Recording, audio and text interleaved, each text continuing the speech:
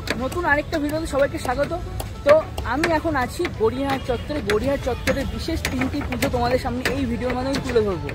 আর যে পূজা মণ্ডপগুলো তুলে ধরবো তার মধ্যে কিন্তু মাতৃপ্রতিমা তোমাদের দর্শন করাবো এই ভিডিওর মাধ্যমে। মানে অর্থাৎ যে পূজা মণ্ডপে আমি যাবো সেই পূজা মণ্ডপে যদি মাতৃপ্রতিমা এসে থাকে সেই মাতৃপ্রতিমাগুলো তোমাদের সামনে তুলে ধরবো। তো চলো ভিডিওটা শুরু করা যাক। তোমাদের গড়িয়াহাট চত্বরের পুজো দেখাবো, আর তার মধ্যে দেশপ্রিয় পার্ক থাকবে না, সেটা কি কখনো সম্ভব? এই ভিডিওর প্রথমে যে পূজা মণ্ডপে আমি আছি সেটা হচ্ছে দেশপ্রিয় পার্ক। তো তোমরা দেখতেই পাচ্ছ দেশপ্রিয় পার্কে কিন্তু প্রস্তুতি জোর কদমে চলছে, হাতে গোনা আর 2 দিন পরেই কিন্তু মহালয়া। তো বুঝতেই পারছো খুব দ্রুত গতিতে কিন্তু কাজ চলছে এই মুহূর্তে দেশপ্রিয় পার্কের। তো সেই প্রস্তুতি কিন্তু তোমাদের সামনে তুলে ধরছি। চলো একটু ভেতরের অংশে যাই, কেমন কি কাজ হয়েছে এবং মাতৃপ্রতিমাটা তোমাদের দর্শন করাই। চলো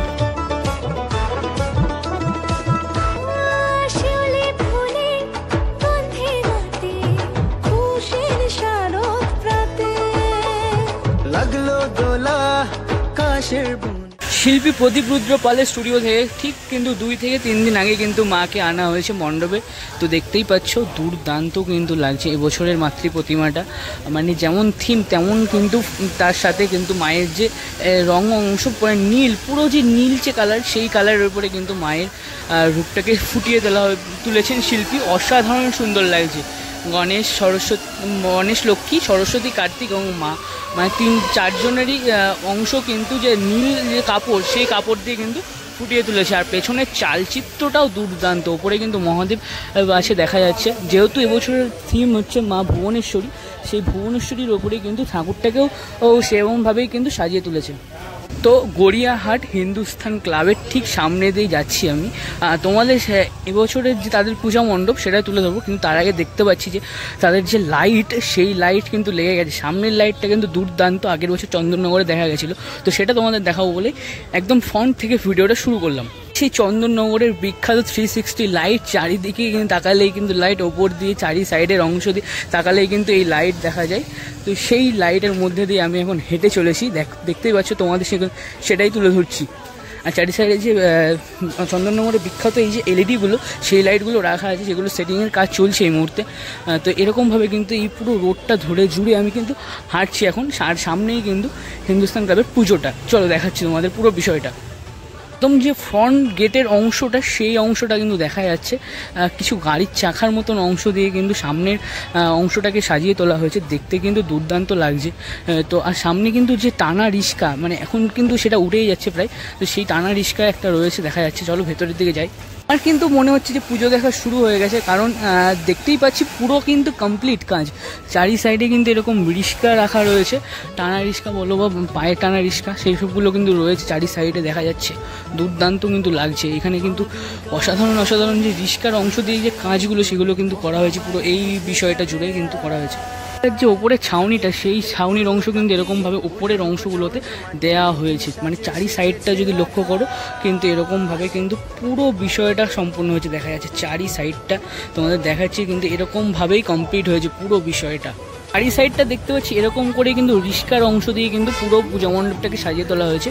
আর এই ঠাকুরের যে অংশটা, সেইখানে কিন্তু পুরো কাঠের ওপর কিন্তু এই যে টানা রিস্কা, তারপর অন্যান্য যে রিস্কার অংশ আছে, সেই রিস্কার অংশ দিয়ে কিন্তু এগুলোকে কমপ্লিট করা হয়েছে পুরোটা। মানে পুরোটাই বলতে পারো যে রিস্কার অংশ, সেই রিস্কার অংশ দিয়ে কিন্তু পুরো অংশটাকে কমপ্লিট করা হয়েছে এবছরের যে পূজা মণ্ডপটা। দেখো এই পেছনের চালির অংশটাকে কিন্তু লাগানো হচ্ছে, মায়ের পেছনের চালির অংশটা। আর মাকেও কিন্তু দুর্দান্ত লাগছে দেখতে, অসাধারণ কিন্তু আছে মায়ের রূপটা। দেখতেই পাচ্ছ তার 4 সন্তান নিয়ে কিন্তু তিনি বসে আছেন দেখা যাচ্ছে। সিংহি পার্কের একদম ফ্রন্ট সাইডে কিন্তু আমি রয়েছি এই মুহূর্তে।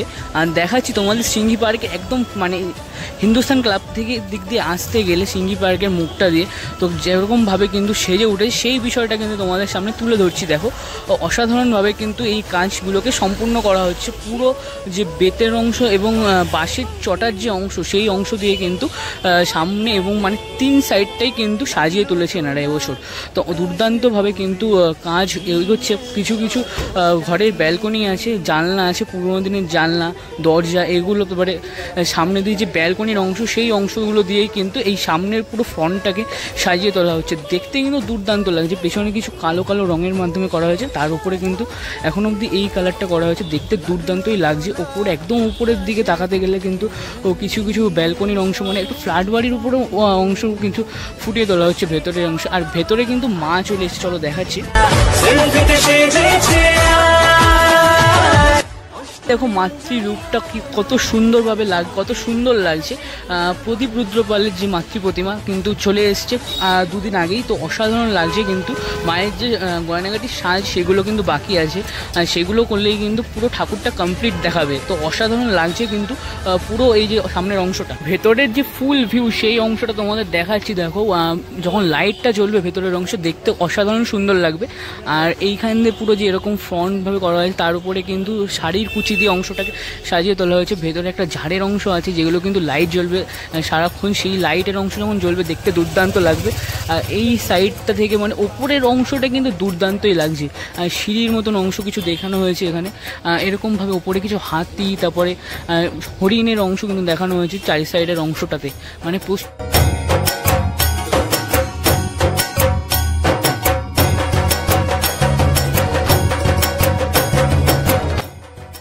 এই যে একডেলিয়া রোডটা, এই রোড দিয়ে যাওয়ার পথে এই পাশে সিঙ্গি পার্কের যে মুখটা, সেখান থেকে দেখা যাচ্ছে কিন্তু অনেক পরিমাণ কাজ এগিয়ে গেছে।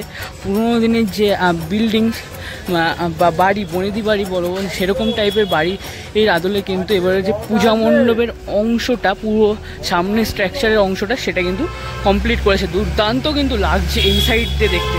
ফ্রন্ট অংশ দিয়ে তোমাদের দেখাচ্ছি, এতে গিয়ে দেখা যাচ্ছে কিন্তু অনেকটা পরিমাণ কিন্তু কাজ এই বছর একডেলি এভারগ্রিনে এগিয়ে গেছে, কিন্তু লেগে গেছে দেখা যাচ্ছে অসাধারণভাবে। এই যে চন্দননগরের যে আলোকসজ্জাগুলো সেগুলো কিন্তু দেখতেই পাচ্ছ। এই যে প্রথমে একটা ইগলের মতন অংশ আছে এখানে, আর ওপাশে কিন্তু ঘোড়া দেখা যাচ্ছে ওই সামনের অংশটাই।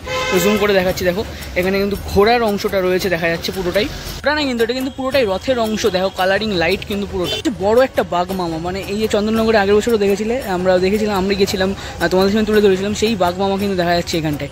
আর ঠিক এপাশে কিন্তু পূজা মণ্ডপটা। এর অংশ দিয়ে তোমাদের দেখাতে পাচ্ছি কাজ কিন্তু অনেকটা সম্পূর্ণ হয়েছে দেখা যাচ্ছে। আর কিছু কিছু যে রঙিন রঙিন ফাইবারের প্রলেপ বা ফাইবারের স্ট্রাকচার বা যে থার্মোকলের অংশগুলো, সেগুলো কিন্তু ব্যবহার করা হচ্ছে সামনের অংশটাই। পুরীর জগন্নাথ ধাম কিন্তু তার নিজের রূপে সেজে উঠছে দেখা যাচ্ছে এই মুহূর্তে। পেছনে যে যতটা স্ট্রাকচার সেইটুকুনির কাজ কিন্তু বাকি আছে। আর যতটা জানি এখানে কিন্তু লাইভ যে ধ্বজা তোলা এবং নামানোর কাজ হবে এবং লাইভ খাজা খাওয়ানো হবে প্রসাদ হিসাবে। তো অসাধারণ কিন্তু কনসেপ্ট। তো অনেকটা কাজই কমপ্লিট হয়েছে।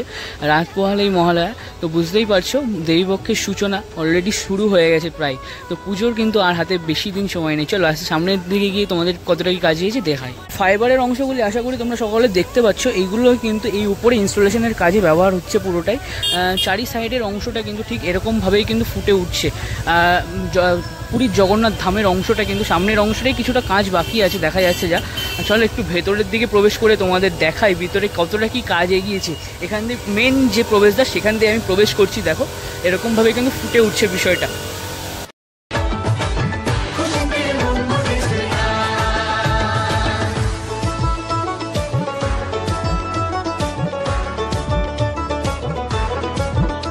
হচ্ছে একডেলি এভারগ্রিনের অন্দরমহল, মানে জগন্নাথ ধামের অন্তর্মহলটা ঠিক এমনভাবেই কিন্তু সেজে উঠেছে। পুরো অংশ খুবই কম, তাই জন্য হয়তো আবছা আবছা তোমরা দেখতে পাচ্ছ, পুরো ক্লিয়ার দেখতে পাচ্ছ না। তো এখানে কিন্তু জগন্নাথ দেবের যে জগন্নাথ বলরাম সুভদ্রার মতন এরকম সব স্ট্রাকচার, ফাইবারের স্ট্রাকচার দিয়ে এই ভেতরের অংশগুলোকে সম্পূর্ণ করা হয়েছে। আর এখানে দেখা যাচ্ছে বাইরের অংশে যেহেতু কাজ এখনও কমপ্লিট হয়নি, সেই কাজের অংশগুলো এখানে রয়েছে। আর এই যে মেন যে গেটের অংশটা, সেই অংশে কিন্তু এরকম কিছু কিছু জায়গায় কাজটা বাকি আছে। আর ওপরের সিলিংয়ের অংশটা কিন্তু এরকমভাবে ফুটে উঠেছে।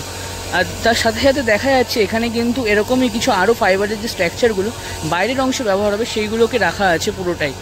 তো দেখতেই পাচ্ছ অসাধারণভাবে ভেতরের অংশটা কিন্তু প্রায় কমপ্লিট। আর একডেলি এভারগ্রিনের যে ঝাড়ের অংশ, সেটা কিন্তু দুর্দান্তই লাগে। তো সেটাও কিন্তু বসানো হয়ে গেছে ইতিমধ্যে। জগন্নাথ দেব নয়, তার সাথে কিন্তু রাম সীতা, তারপরে ওপরের অংশে রাধা কৃষ্ণ, এরকমভাবে কিন্তু নানা রকম ফাইবারের স্ট্রাকচার দিয়ে পুরো ভিতরের বিষয় অংশটা কিন্তু ফুটে উঠেছে দেখা যাচ্ছে। আর ছোটো ছোটো এরকম রথে যেরকম জানলা দেখা যায় সেরকম জানলার অংশ এখানে কিন্তু করা হয়েছে দেখা যাচ্ছে। ভেতরটা কিন্তু নিখুঁতভাবে কিন্তু পুরো কাজটা কমপ্লিট করা হয়েছে। ওপরের অংশও কিন্তু ফাইবারের যে স্ট্রাকচার সেইগুলো দিয়ে করা হয়েছে, তার উপরে কিন্তু সুন্দরভাবে কিন্তু রঙের প্রলেপটা দেওয়া হয়েছে, যার জন্য কিন্তু দেখতে দুর্দান্ত লাগছে। যখন আলোটা ঝাড়ের আলোটা জ্বলবে তখন কিন্তু পুরোটা মানে চোখ ধাঁধানো একটা দৃশ্য কিন্তু ফুটে উঠবে এই অংশে। সামনে যেরকম এই যে সিংহ বা তারপরে ঘোড়ার অংশ থাকে সেই অংশগুলো কিন্তু এরকম ফাইবারের স্ট্রাকচার আছে এখানে রাখা। এগুলো কিন্তু বাইরে যত সম্ভব বাইরে বসবে, এগুলো কিন্তু চূড়ার অংশগুলো রয়েছে রাখা রয়েছে।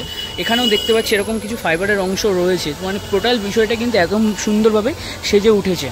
জায়গায় কিন্তু মাতৃপ্রতিমা থাকবে, ভাস্কর শ্রী সনাতন রুদ্র পালের মাতৃপ্রতিমাই কিন্তু আসছে।